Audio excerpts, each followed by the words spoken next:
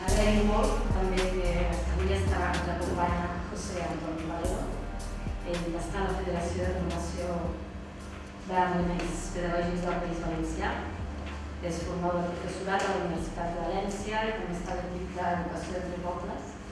Gràcies per haver acceptat la invitació de venir i acompanyar-nos en aquesta primera sessió. Jo us explico una mica el guió d'avui, que és que ho demano així breument fet. Ara us presentaré una mica el context en el que s'organitza aquest seminari. Després José Antonio ens parlarà sobre les aportacions dels moviments socials a la pedagogia crítica. Després us proposarem un treball en petits grups per reflexionar sobre el que ens hem explicat en base a unes preguntes que després us passarem, que ell mateix ens ha proposat per formular unes preguntes que podem reflexionar en grups i després tornar-les a compartir. La idea és acabar superpuntuals a les 8 perquè era la Fontrell, tothom tenim, tu també, o sigui que intentarem anar així per fer això. Us explico una mica el context. El seminari que forma part d'un programa que venim desenvolupant des de l'any 2010-2011, que és com integrar tots els temes i continguts i metodologies vinculats a l'educació pel desenvolupament, amb aquest enfocament crític i transformador, en el currículum de primària i secundària. Aquest programa ha tingut diferents etapes. En una primera fase vam elaborar un model curricular i una guia d'orientacions pedagògiques tant per docents com per persones d'entitats que volen incorporar aquests temes. En una segona fase vam estar també de forma amb docents i amb persones d'entitats elaborant uns criteris per valorar les pràctiques que es duen a terme a escoles i instituts i d'alguna manera poder-les després compartir, sistematitzar i compartir. I en la fase actual, que és on s'ubica aquest seminari, la idea és aprofundir i ampliar el marc d'estratègies i tècniques didàctiques que vam fer en el seu moment en aquesta guia d'orientacions pedagògiques. Una mica per recuperar també aprenentatges d'altres àmbits que no són necessàriament a l'àmbit escolar. Alguns de vosaltres ja ho coneixeu perquè també heu estat participant en aquest procés. Ha sigut un procés llarg, està sent, continuem treballant-hi i molt participatiu. Més de 60 persones, tant docents com persones d'entitats, han estat participant en les diferents etapes. I una mica, aquests són els dos resultats que us comentava abans. Hem elaborat un model i per completar aquest model una guia d'orientacions. El que fa el model, l'objectiu aquest és l'objectiu una mica que travessa també tot el programa durant tots aquests anys. Formar persones competents que ens formar el món. Aquí, abans de començar, hem tingut un debat sobre el tema de les competències i nosaltres, com que el que volem és incidir en l'àmbit escolar formal, no podem obviar. El currículum està enfocat en enfocament competencial i el que sí que fem és donar-li el sentit i el contingut que pensem que ha de tenir, que no és merament instrumental. Això és una mica el model curricular que hem elaborat ens ofereix tots els elements que ha de tenir un model curricular, uns objectius, unes finalitats educatives, que la persona volem formar, amb quins sabers, en aquest cas un enfocament competencial, pensant en aquests sabers tant des dels conceptes com dels moviments, les actituds, amb quines metodologies que siguin coherents amb els continguts que hem de treballar i amb quin model d'avaluació avaluar el treball que s'està fent. És una concepció de l'avaluació que sigui educativa i transformadora. No és per valorar el treball que s'ha fet, sinó per avançar i per millorar el propi procés educatiu. I això, tots aquests elements estan atravessats per una manera de fer-ho, el que nosaltres anomenem les...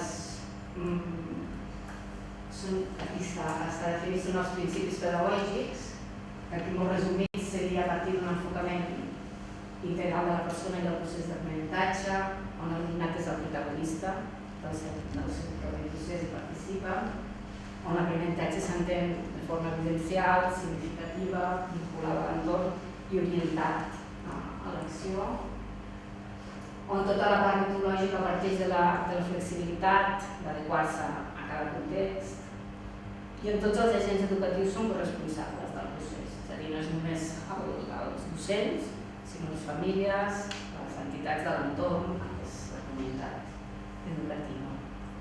Una mica això seria l'esquema d'aquest model curricular, les finalitats educatives, els sabers, les metodologies, les pràctiques, després en parlarem perquè es formen part d'aquesta segona fase del programa, els principis pedagògics i tot això basat en uns pilars que d'alguna manera sustenten aquest model, que és que volem acostar la complexitat de les temàtiques que tracta l'educació crítica i transformadora en la mesura que es pugui en l'àmbit escolar, però no deixar de treballar des de la complexitat.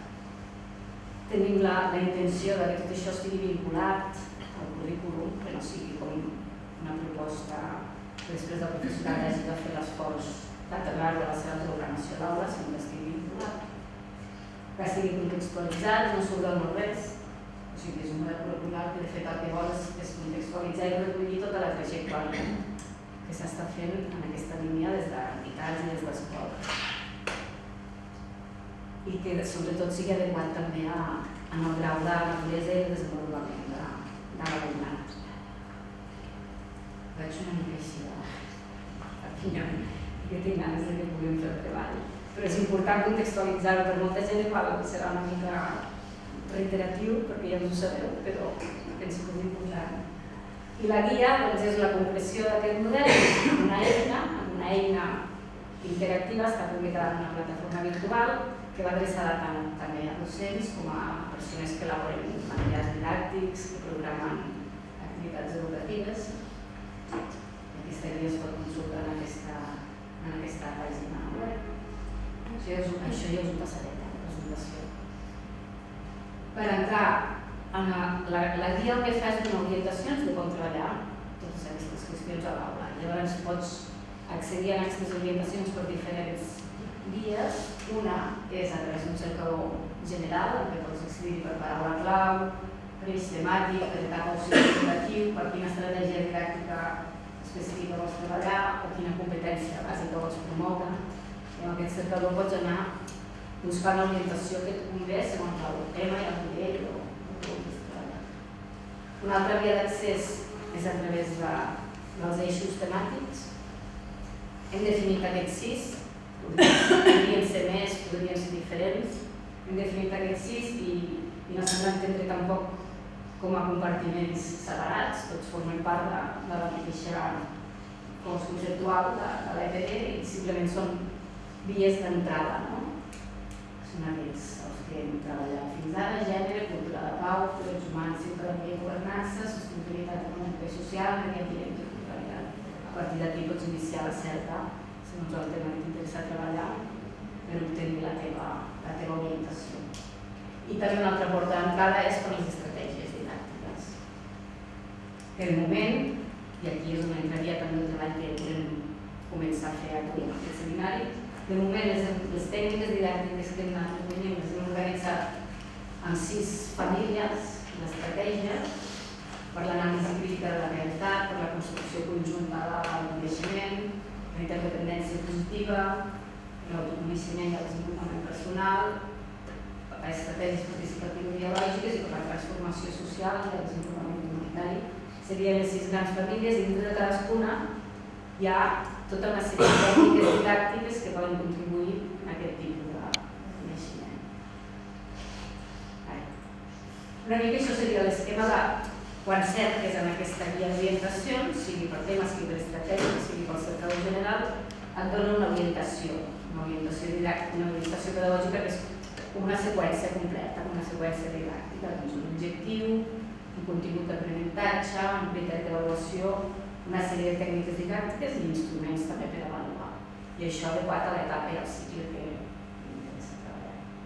Aquesta orientació, al mateix temps l'estem vinculant d'una banda amb les pràctiques que ja es fan a escoles i a instituts, que d'alguna manera poden servir com a exemple o com a inspiració de docents que estan podent treballar en un determinat tema, però potser no tenen experiència prèvia, llavors tenir pràctiques de referència els pot ser molt útil com per exemplificar o agafar idees. I també, per l'altra banda, es vincula aquesta orientació amb el currículum oficial, perquè dèiem que era important donar pistes als docents perquè no hagin de fer la feina extra i perquè ho puguin realment integrar en les seves programacions. Llavors, el currículum es vincula tant amb les competències bàsiques com amb els continguts de les diferents àrees i matèries del currículum. Això seria una orientació completa que et dona com a resultat la certa en aquesta línia. Fase 2. La fase 2 està relacionada amb aquesta part de les pràctiques de referència, que vam dir, doncs, per realment poder recollir pràctiques, referents no ens agrada tant parlar de bones pràctiques o bones pràctiques, però de pràctiques de referència, per poder recollir pràctiques ens hem de posar d'acord entre la gent que les estem portant a terme i definir conjuntament criteris, perquè no serem nosaltres que direm que això està bé, és una pràctica de referència i això. Llavors hem fet també tot un procés participatiu amb docents, amb persones d'entitats especialitzades per definir aquests criteris que ens permeten valorar i definir el que considerem que és una pràctica de referència.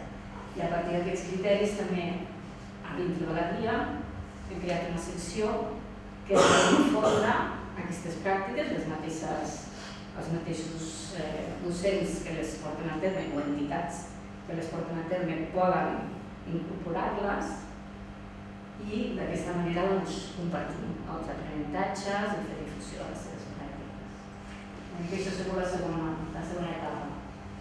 Així a nivell molt resumit, els criteris que s'han arribat a consensuar són aquests 7, en relació a la participació, a l'adequació, a la coherència, als continguts, a les estratègies, als resultats i a l'avaluació. A la fitxa completa de criteris és aquesta, tampoc ara no entrarem per aquests, però és una mica per fer una idea de que quan tu entres a la guia en aquesta secció de pràctiques trobes un formulari, no és que tingui els criteris, però sí que està elaborat pensant en que cadascú pugui fer com un pla d'autoavaluació de la seva pràctica en funció de tots aquests ítems. Si la pràctica permet treballar en diferents graus d'aprofundiment, s'incorpora recomanacions per dinamitzar-la, en relació a la coherència, si té en compte que els continguts que es volen treballar siguin coherents amb el llenguatge, amb les imatges, amb els exemples que se citen. Hi ha tot 25 ítems que t'ajuden com a fer la valoració de la pròpia pràctica per després compartir-la en aquest espai. Això seria la secció de pràctiques que pots registrar, afegir la pràctica, fase 3. És on estem ara. Ja ho hem dit, l'objectiu és ampliar aquest marc didàctic metodològic de la guia i això ho volem fer a partir de recuperar aprenentatges procedents d'altres àmbits que no són necessàriament vinculats a l'àmbit escolar, moviments socials, feministes, activistes. I després fer la reflexió de si realment aquestes aportacions són adequades o no en l'àmbit escolar. Una mica el procés comença pel seminari, que és un procés de formació i reflexió conjunta.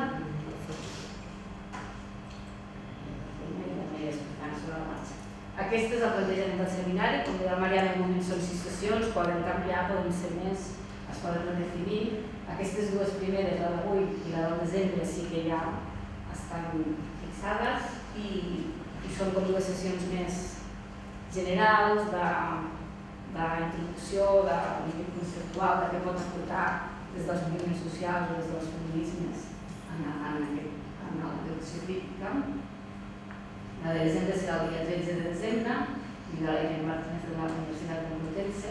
A partir del gener i fins al juny farem, en principi, tenim definides 4 sessions més, en què ja el que pretenem és anar presentant diferents estratègies i tècniques didàctiques, on convidarem a les entitats que les porten a terme, en relació a les metodologies participatives, ciberactivisme, art, una mica són els temes que tenim en moment definits. I paral·lelament, del gener a juny també, el que proposem és fer una aplicació en alguns centres educatius d'aquestes tècniques didàctiques que anirem treballant en el seminari. Una mica, doncs, ja hi ha alguns centres que hi ha publicitats perquè estem treballant, com l'Institut Roquetes o l'Institut Quatre Cantons, però també es treballa amb altres centres educatius que estan habitualment ja col·laboren amb les entitats que participaran en el seminari. La idea és que com a Eduardo puguem estar presents en aquesta aplicació pilot en clau d'observar i de sistematitzar, també potser poder fer alguna entrevista abans i després tant als docents com a les entitats que les estan dinamitzant i si registrar tot el procés del vídeo per després poder recuperar els aprenentatges per la següent fase, que és la de la sistematització. O sigui, una vegada que aquestes pràctiques hem decidit que sí, que aquestes tècniques didàctiques, però hem decidit que sí que són adequades a l'àmbit escolar perquè s'han aplicat i funcionat, el que farem és sistematitzar-les per poder-les incorporar a la guia d'orientació. És una mica el plantejament preliminar d'una possible fitxa de sistematització de pràctiques. Doncs, que no indiqui les característiques en quin context és recomanable aplicar aquesta pràctica, segons la implicació del centre i del professorat, quina temporalitat, quin àmbit són els més adients per posar-la en pràctica, altres especificitats com els nivells educatius, materials necessaris, la gestió de l'espai de l'aula, i una mica anar recollint evidències de que aquesta tècnica és adequada a l'àmbit escolar i després poder fer la recomanació per qui pugui després portar-la a terme amb la idea de penjar-la en aquesta secció de pràctiques d'estratègies didàctiques de la vida. Raig, o sigui, ho sento perquè escoltar-me així per poder-li donar temps al nostre candidat, que si no em sap molt greu. La idea, sí, Mariana, ho volíem comentar també, que la idea, o sigui, l'ideal o òptim és que hi hagi una continuïtat en el treball d'aquestes 6 sessions del seminari, perquè això és el que ens permetrà també poder avançar i aprofundir en la reflexió, en la mesura del possible esperem que hi hagi com una mica de continuïtat en la participació. De fet, ara són 3 sessions mensuals, aquesta d'avui, el 13 de desembre i la de gener, encara no té data. I després de febrer a juny, crec que són cada 2 mesos. O sigui, cada 2 mesos de dedicació i la idea és entremig anar fent aquestes aplicacions pilot i com que tot es registrarà en vídeo també podem compartir-ho encara que no sigui en el moment presencial de les sessions. Sí, bueno, dos cosas. Una muy importante, hablamos siempre nosotros de algo que llamamos principios operativos, que es como nuestra declaración de intenciones. Y entre ellos, uno de los principios operativos es que intentamos que todo el proceso sea, bueno, como ya lo he dicho en la clase, colaborativo y acompañado con muchas personas, pero también muy cuidado.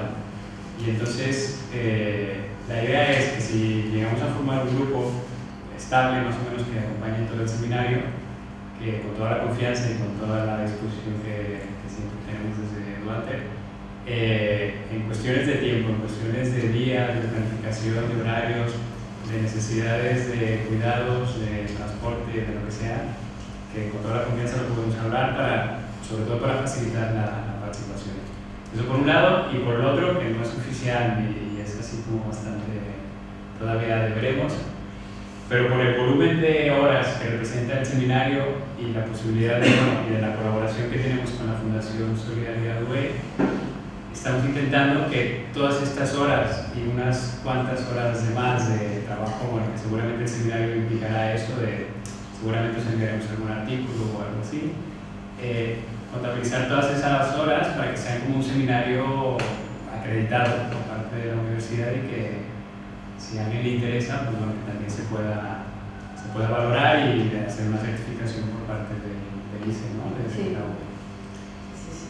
Y ya está. Bueno, eso se está trabajando, ¿eh? Estamos haciendo la gestión y bueno, en principio, por la cantidad de horas que son y todo, es acreditable. Y bueno, y sería una cuestión más de formalidad, de que cada vez que venimos tenemos que firmar una hoja. Moltes gràcies per la invitació a participar en el seminari.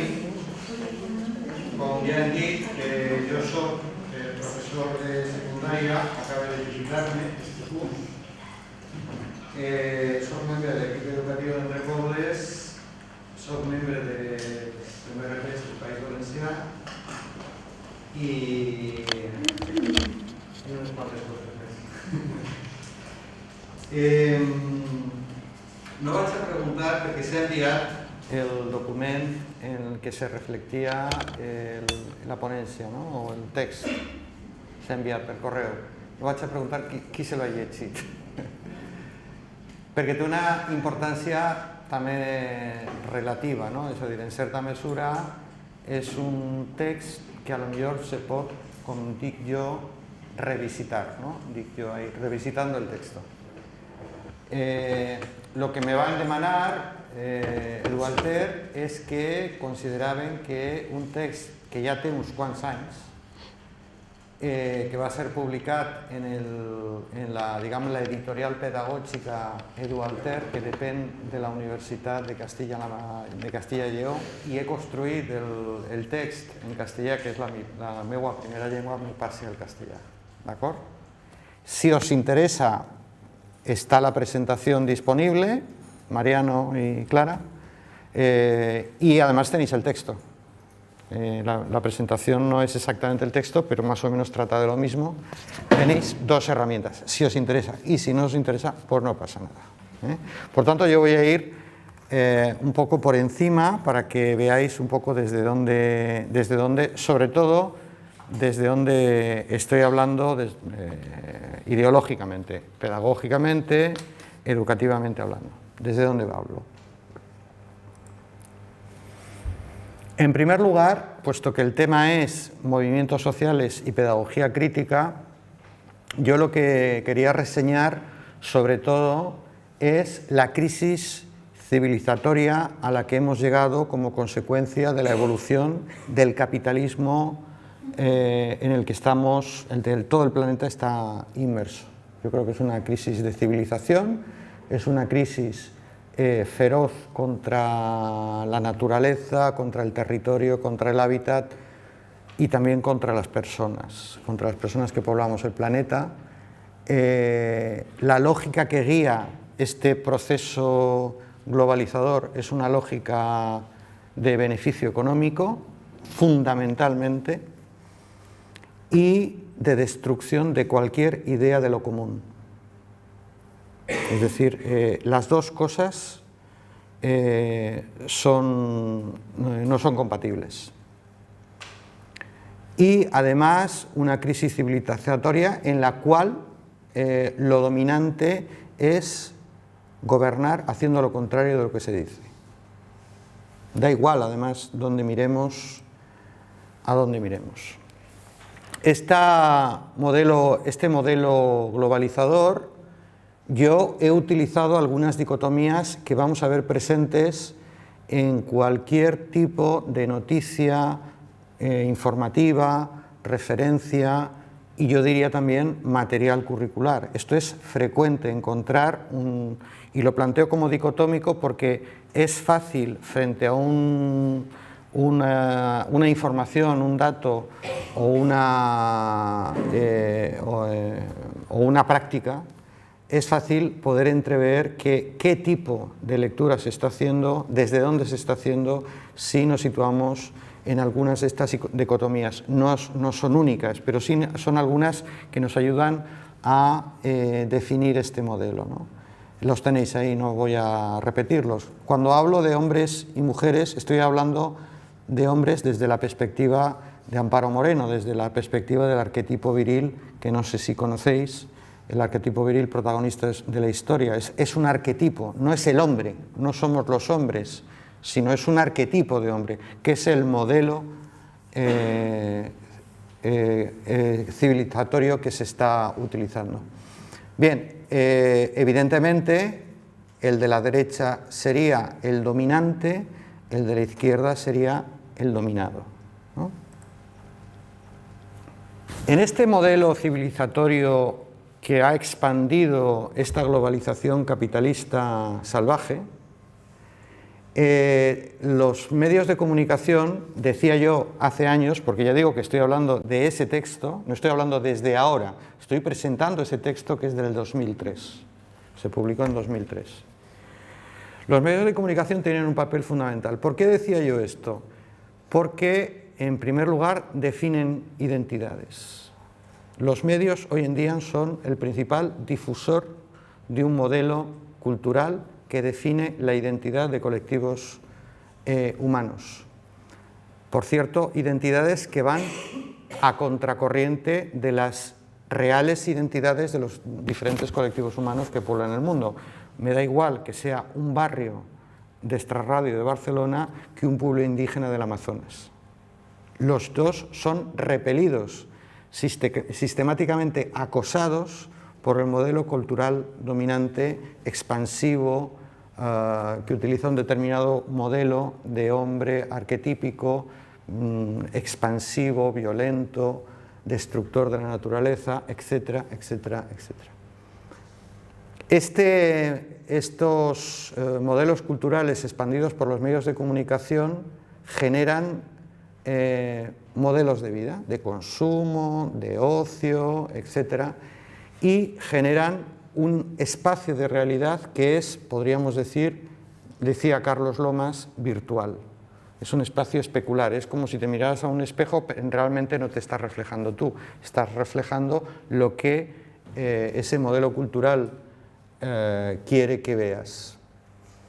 Muchos han dicho que vivimos en una época, este es uno de los temas que yo creo que en cierta forma ha cambiado y habría que matizarlo, teniendo en cuenta los años que han pasado. Ahora, la pregunta fundamental es, a pesar de los cambios, a pesar de las nuevas tecnologías, a pesar de las redes, a pesar de los recursos tecnológicos, ¿realmente hay una situación de control y de participación real por parte de la ciudadanía? No quiero detenerme, pero yo ya os digo qué es lo que pienso, y lo digo a través de dos textos, digamos, de dos clasificaciones, de Andreas Freund, sobre el papel de los medios. No sé si lo veis, lo más nuevo, lo más fácil, la apariencia, lo que entretiene, lo que sirve a la publicidad, lo mercantil, es decir, lo que lleva al consumo, lo fútil, es decir, lo que no tiene fondo, lo que no tiene sentido. Y lo que decía Chomsky, no si perjudica al propietario del medio de comunicación. Es decir, la supuesta libertad de información, de comunicación, no en este sistema si perjudica al propietario. No sin anunciantes, no sin fuentes gubernamentales. Y digo fuentes, es decir, ¿de dónde sale la información principal que consumimos la inmensa mayoría de la ciudadanía? De fuentes gubernamentales. Prácticamente nunca de fuentes alternativas. Eso ha cambiado algo, es una de las cosas que yo creo que ha cambiado, pero hay que situarla realmente en la potencia que tiene, que yo creo que es bastante relativa. Los periodistas, que en muchas ocasiones les gustaría presentarse como al margen de la ideología, los periodistas como todos, como los enseñantes, ¿no? Tenemos posiciones ideológicas, cosmovisiones del mundo, y además están fuertemente condicionadas por las relaciones laborales. Es decir, cualquiera que quiera decir algo en contra del anunciante, del propietario, etcétera, se juega el puesto de trabajo. Esto que parece tan obvio y que todas y todos sabemos, esto de entrada, ya decía en 2003, condiciona en gran medida la información disponible en la sociedad en la que vivimos. Entro en la segunda parte. La primera, como habéis visto, es caracterización de la globalización y el modelo cultural y civilizatorio en el que vivimos. La segunda sería los movimientos sociales. Claro, toda esta situación ha generado movimientos sociales que no son nuevos, que todos podemos identificar. Ahí pongo algunos ejemplos. Os suena el chapapote, la violencia machista, afectados por las hipotecas, etc. ¿Qué era lo relevante y qué es, si lo sigue siendo, lo relevante de los movimientos sociales? Que demuestran que se puede romper el monopolio del saber, es decir, se puede hacer un discurso diferente y además se puede romper también la legitimidad, porque el problema es que alguien sin información es difícil que pueda legitimar ante el resto sus posiciones ideológicas. Por tanto, los movimientos que han trabajado la contrainformación, que han trabajado experiencias, modelos alternativos, sí demuestran con su propia existencia y con su acción que esas dos bases, el saber y la legitimidad, se pueden cuestionar.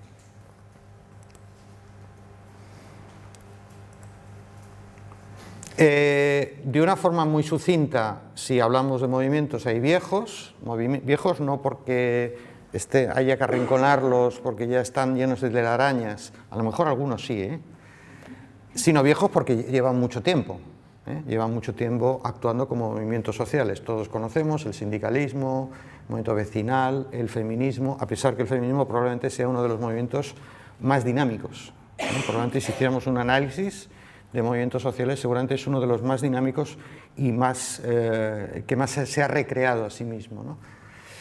Y luego lo que se ha dado en llamar los nuevos movimientos sociales. Todas y todos tenemos en la cabeza el 15M, podríamos hablar de otros. Creo que hemos asistido en Cataluña a un movimiento social, en este caso vinculado al tema de la soberanía. Están surgiendo constantemente nuevos movimientos sociales, pero una prevención. Lo importante no es si son viejos o nuevos. La ventaja del nuevo, como digo ahí, es que es una estructura transversal, es una estructura con no líderes muy notables, en la que cualquiera puede ejercer ese papel, en el que, digamos, el tránsito de información es fluido, en el que convergen muchos discursos, no uno ni dos, no es la ideología del partido, no son los estatutos de la organización, sino que conviven discursos y convive gente de diferentes generaciones. Todo ello sí es una característica de los nuevos, no de los viejos, en general no de los viejos. Pero quiero hacer una aclaración. No todos los movimientos sociales son progresistas. Los hay que no lo son. Y también son movimientos sociales. Quiero decir que cuando hablamos de movimientos sociales tenemos que tener la precaución de hacia dónde, qué están construyendo, qué discurso están defendiendo, porque no siempre, digamos, estarían alineados con un cambio de la escuela y con un cambio de la sociedad, que supongo que es lo que nos reúne aquí. Aquí planteo el tema del modelo cultural. El modelo cultural son muchas cosas, creo que en estos días se ha demostrado, lenguaje, costumbres, tradiciones, etc. Y esos modelos culturales son la base de la construcción cognitiva. Aquí me voy a la teoría del aprendizaje, me voy a Piaget, porque es a través de la interacción, del diálogo, del intercambio, cómo en condiciones de simetría, de igualdad, cómo es posible ese mestizaje cultural que se está generando de manera permanente. Es absolutamente falso que los modelos culturales sean a nivel micro o a nivel macro, es decir, sean a nivel de un barrio, a nivel de una ciudad, a nivel de un territorio o a nivel de un estado. Es absolutamente falso que ningún modelo cultural sea puro. Todos, desde hace ya siglos, están en permanente mestizaje. Y luego hago referencia a otra tercera idea importante, lo público. Lo público, que tantas gentes de la educación hemos reivindicado, lo público no quiere decir estatalización, no quiere decir que sea del Estado y entonces ya es público. El sentido de lo público que quiero recuperar para la pedagogía crítica y para los movimientos sociales es generar esferas de control de lo público por parte de la ciudadanía. No que sean propiedad del Estado forzosamente. La educación, globalización, movimientos sociales, educación. Todas y todos sabéis que la perspectiva tradicional, si cogemos el caso del Estado español, de modelos autoritarios tipo franquismo, ha evolucionado, pero ¿hacia qué modelo? Pues han seguido siendo modelos tradicionales, modelos tecnocráticos, modelos eficientistas, modelos que quieren educar en la competitividad. ¿Cuál sería la perspectiva crítica? La perspectiva crítica, la que viene a plantear, y yo creo que es una de las cosas fundamentales en este debate sobre movimientos sociales y educación, movimientos sociales y pedagogía crítica, sería aquella que dice: la educación no solo es un espacio de reproducción ideológica, sino es un territorio posible donde es posible y necesario el debate, el intercambio, la reconstrucción cultural. Aquí, en la acción crítica en educación formal y no formal, aquí lo que me interesa más, teniendo en cuenta el tiempo que tenemos, en primer lugar, que las actitudes, los valores, los intereses, la moral, los criterios morales que nos guían no están al margen de los conceptos. La construcción conceptual está intrínsecamente vinculada a la creación o a el uso de valores, intereses, etc. ¿Por qué? Porque condicionan, en primer lugar, condicionan los procesos de selección de información. Seleccionamos información en la inmensa mayoría de los casos, por no decir en la práctica totalidad, siguiendo criterios que tienen que ver con el entorno moral, los valores y los valores que tenemos. Condicionan la información y, segundo, porque condicionan el procesamiento de esa información. Por tanto, todo debate que tienda a intentar separar lo moral y ético de lo conceptual es un falso debate, porque jamás se producen separados.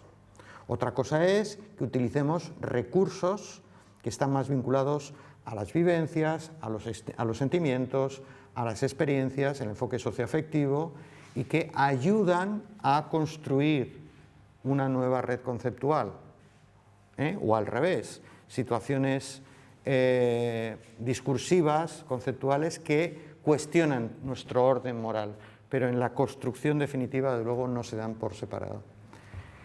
En segundo lugar, prevengo que cualquier tipo, lo digo no porque yo sea un gurú, sino porque lo he vivido en campañas de materiales alternativos, de ONGs, etcétera, etcétera.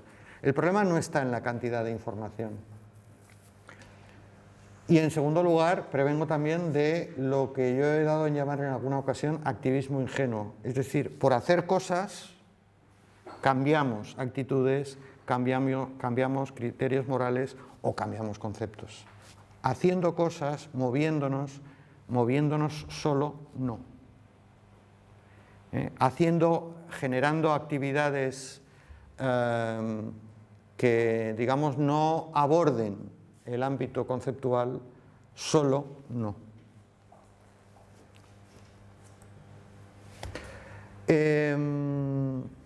Bueno, esto ya lo hemos estado viendo, por tanto, lo educativo, ¿qué es? Pues generar un espacio donde hay cabida para debates ideológicos que provienen del ámbito de lo social.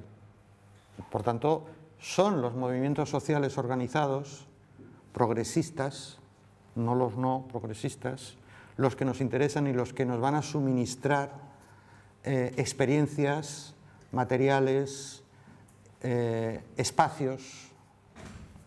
Comentábamos antes en la comida que como, por ejemplo, la ciudad es un maravilloso laboratorio donde poder generar, reconocer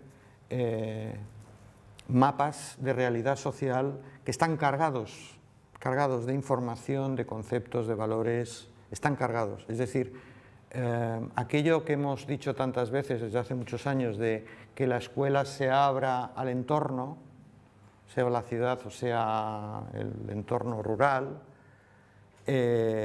no es solo por la idea de la escuela nueva que tenía su papel, su valor, la época de Freinet, de que es necesario romper las paredes de la escuela para poder recoger, digamos, elementos educativos externos, la cultura popular, el saber de los mayores, elementos culturales que están en la vida cotidiana. No es solo por eso, sino porque es que además son los espacios donde realmente se reproduce la vida, donde viven nuestros enseñantes, ¿no? Enseñados. La perspectiva intercultural como una necesaria oportunidad en esta sociedad de mestizaje de la que hablaba anteriormente, y algo que también hemos planteado de cuestionar el modelo androcéntrico, que es el término que utiliza Amparo Moreno, que es el que me agrada más, ¿no? Por tanto, ¿de qué se trataría? Se trataría de transformar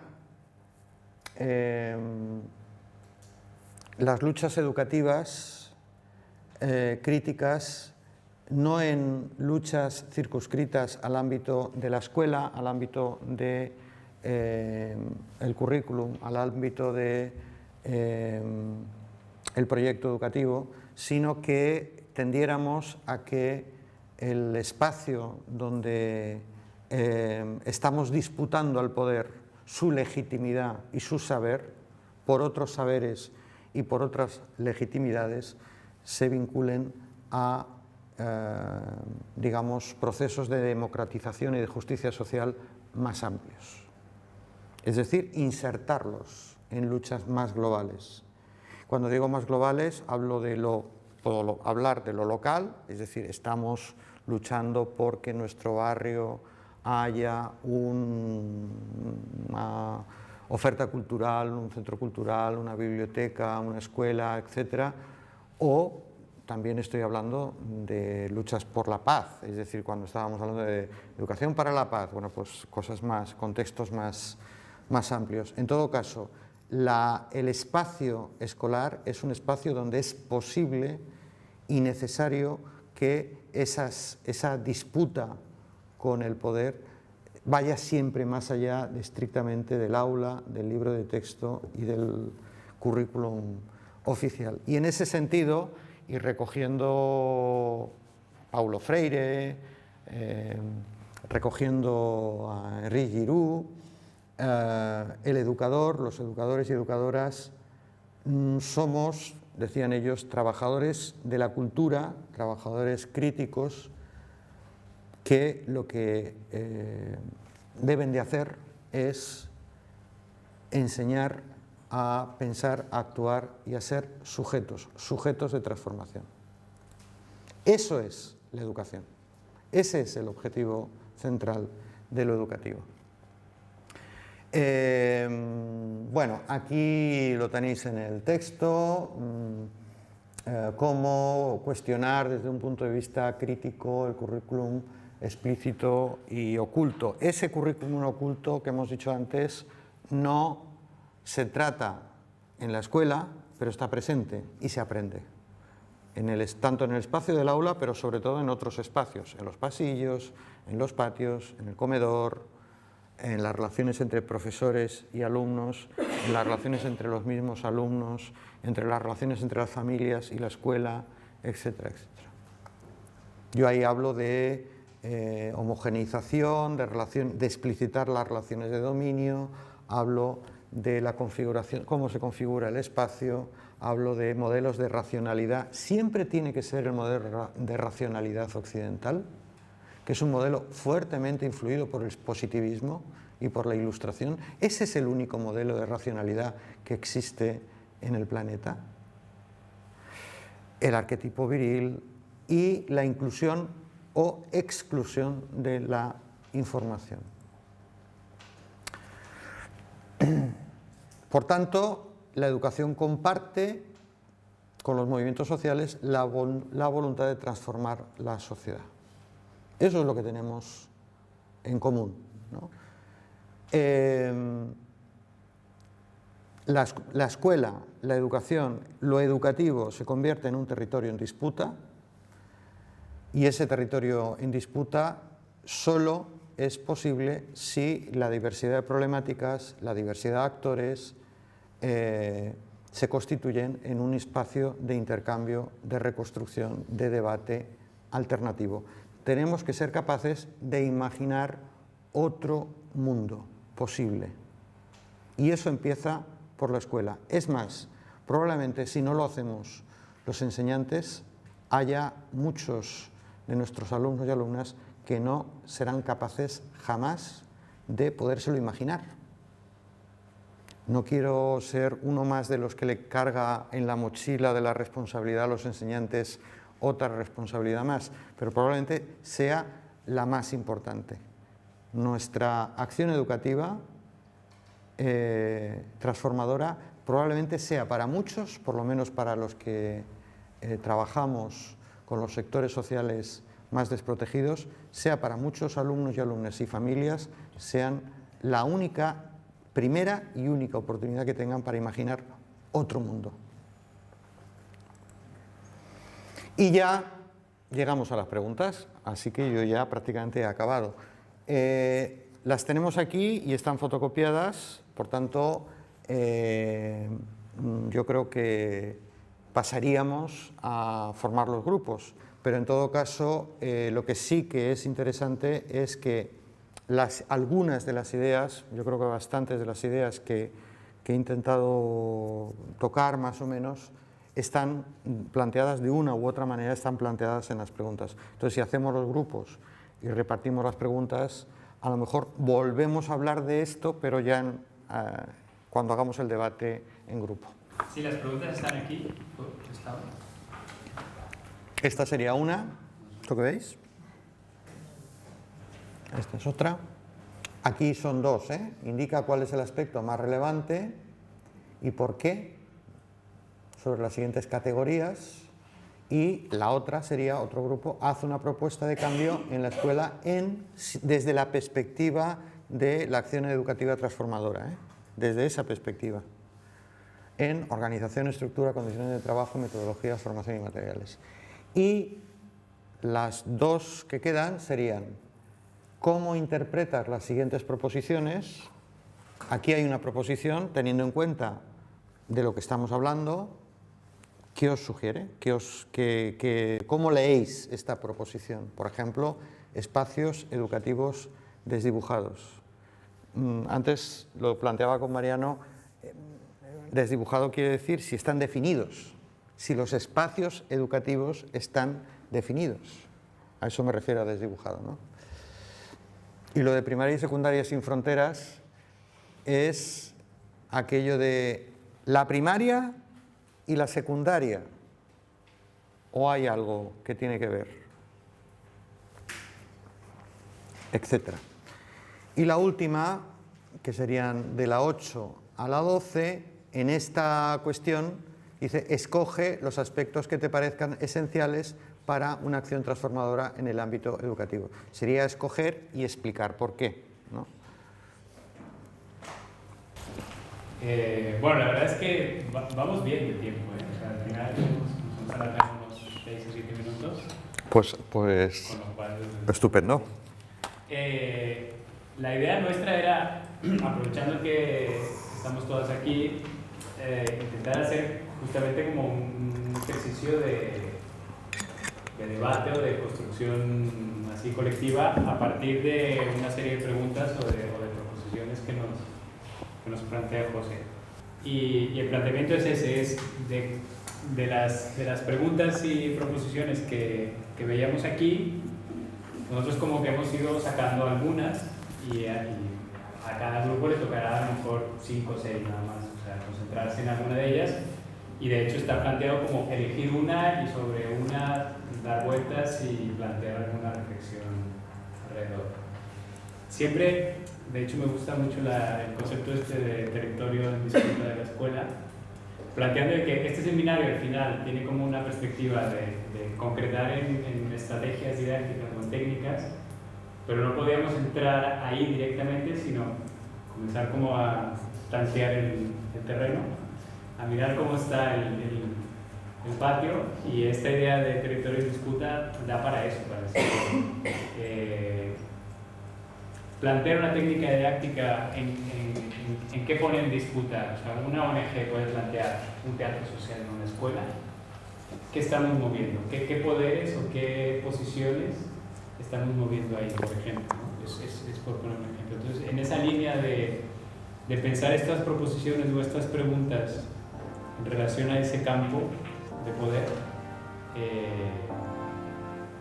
es la idea que queremos plantear. ¿Se entiende? ¿Estás preparado?